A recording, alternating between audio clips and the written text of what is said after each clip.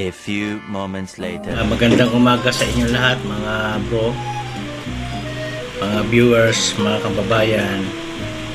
Ito ulit, magluluto ulit ako ng panibagong recipe. Ang ating pong recipe, chicken curry. At ipapakita ko sa inyo yung mga sangkap. Yan lahat yung kabuuan ng ating iluluto.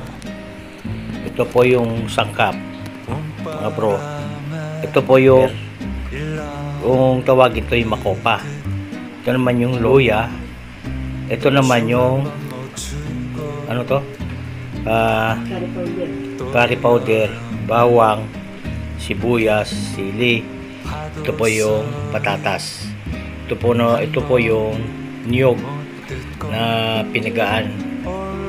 At ito po yung ating manok na gagawin nating chicken curry. Yan po ang kabuuan. Yan po ang mga sangkap mga bro. At umpisa natin ulit. Ayun, ilalagay na natin sa kawali. Igigisa na natin yung patatas. Tanggal na yung patatas, luto na. Ang ating isusunod naman yung pinagsabay natin yung bawang, sibuyas, luya. At na maluto yung mga sangkap. Ayan, pinahalo-halo na yung sibuyas, luya at bawang. Ayan. Pag maluto na ito, ilagay na natin yung manok na hiniwa-hiwa. Ayan. At mamaya natin ilagay yung bell pepper. Yan, tatandaan yung mga sir, mga bro, yung pagluluto ng chicken curry. At malaking bagay ito.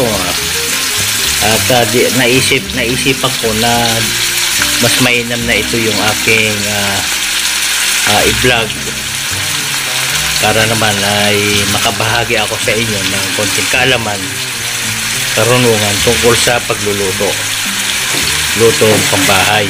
Ito akin naman pambahay lang to. At may babahagi lalo na sa mga interesado na gustong magluto ng mga ulam. Ayan.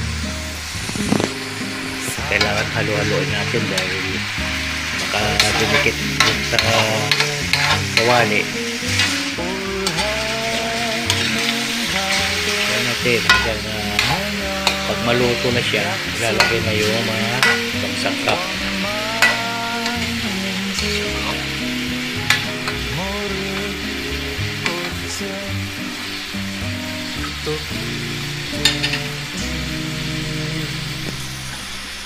Sir, malapit na maluto sir yung ating chicken curry.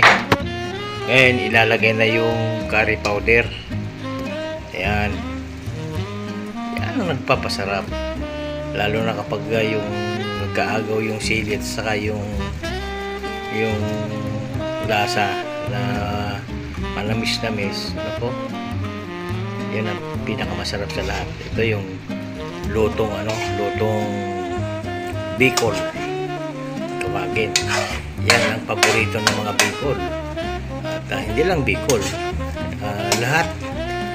At pag nakakain nito ay talagang hanapin yung lutong chicken curry.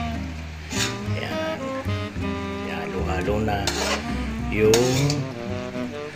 curry powder para lumasa. Ayan. Talaga. At huwag niyong kalimutan mga bro, mga sir, mga viewers na subaybayan lagi ito. At malaking bagay na rin ito na makakapulot kayo ng konting kaalaman tungkol sa pagluluto ng mga ulam, mga recipe. At kahit man lang ito ang ibabahagi ko sa inyo. At inuulit ko po, huwag pong kalimutan na i-subscribe po yung aking channel para lagi tayong ma-update, para naman ay ma-monetize yung ating channel. At panghuli na ilalagay mamaya yung pangalawang gata. Alam nyo, kasi yung una natin nilagay yung unang gata, tapos ay mali pala yung pangalawa. Ay yung ito naman panghuli, yan ang pinaka huling gata na ilalagay. Yun ang nagpapasarap, yun ang nagbibigay lasa. Ngayon, atin muna takpan. Pag medyo maluto na, mga sir, andito yung panghuling gata, yun ang ating nilagay ngayon. Bali, ito na yung kabuuan. Ayan na, oh. Manilaw-nilaw, mga sir, yung amoy pa lang, masarap na eh. Amoy pa lang, mabubusog na. Ayan na, oh. Yun na ngayon ang kabuuan ng ating chicken curry. Ayan. At sana kahit papano ay nakapulot naman kayo ng konting kaalaman muli sa aking recipe. At ito po ay kusina ni Kaero. Ayan. Ayan na. Pwede na tanggalin yan. Luto na yan eh. Sige, tatanggalin na natin yung niluto na natin. Luto na. At dito nagtatapos. At dito bumuo yung ating chicken curry.